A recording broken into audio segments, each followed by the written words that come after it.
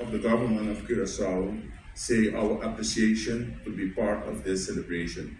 150 years of Holland America being here is for us a true honor. It's a true honor to welcome you in our port. And today, especially, we have two ships of Holland America visiting Curacao, and we make sure that the guests have a wonderful experience once they are visiting our downtown.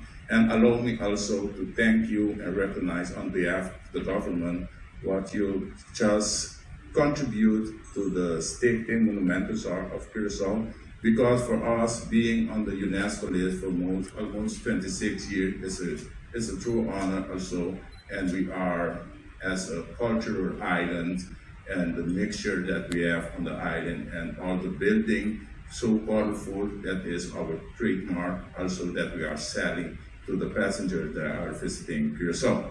So Holland America is a very consistent cruise line that are visiting Curacao, and we will see this in the few coming years also, that we can work together. They are bringing more than 50,000 passengers to the island and more than 30,000 calls on annually basis. So thank you, and we see already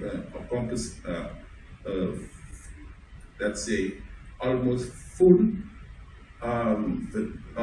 vessel coming to Curacao with almost 98% of occupancy. So thank you for that, and in the near future we want to see more vessels of Holland America visiting Curacao. So on behalf of the Curacao Port Authority, we are trying to invest more in the terminal. The coming years you will see changes, because we want that once the passengers disembark, they will notice a true experience. So we are investing heavily in the infrastructure of the port, and that's is the vision, because as you may know, cruise industry is a very important economic pillar of our island, and we will keep it so, and we will work towards it. And with you as a partner, we will guarantee that all the guests will have a very, very, very wonderful experience once they disembark in Curacao. So thank you once again, and we appreciate it a lot. Thank you.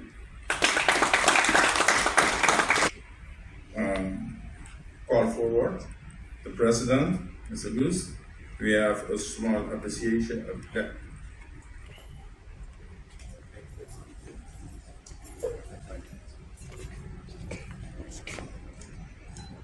Like this. It's a port. The digital sheet charts, so there's no more paper charts on board. It's all digital. All these screens around, they're all connected to each other.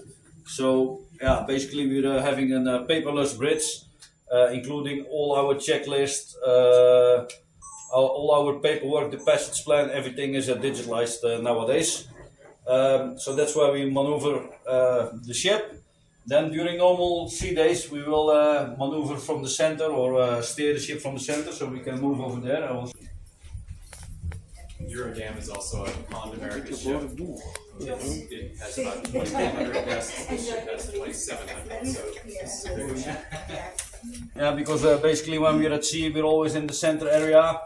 The layout is a cockpit bridge, which is also quite modern. One of our sister ships over here is the Eurodam. She has a different layout, but this is the latest. Same as in the airplanes. You have a navigator, you have a co-navigator.